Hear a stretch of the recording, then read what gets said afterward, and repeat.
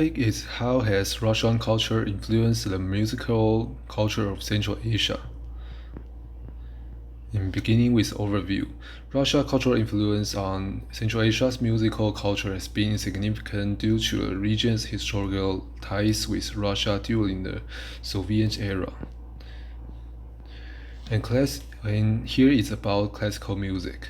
Classical music, Russian composers such as Tchaikovsky, Rachmaninoff, and Shostakovich had a profound influence on classical music education and performance in Central Asia. During the Soviet period, Central Asia musicians were often trained in Russian conservatories and schools. About instrumentations. Russian musical instruments such as the balalaika, bayan, and domra have been integrated into Central Asian musical ensembles.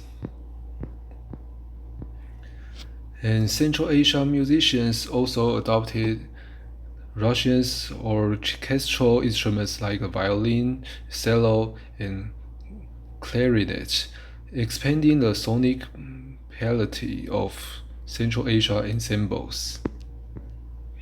And about the education of music education.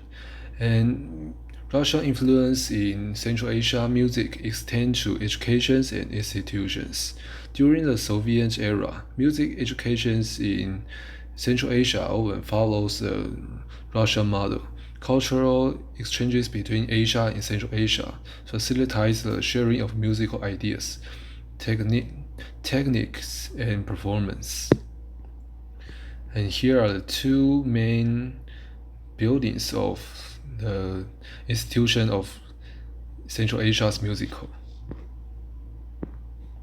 And about the cultural exchange. Cultural exchange between Russia and Central Asia facilitates the sharing the musical ideas,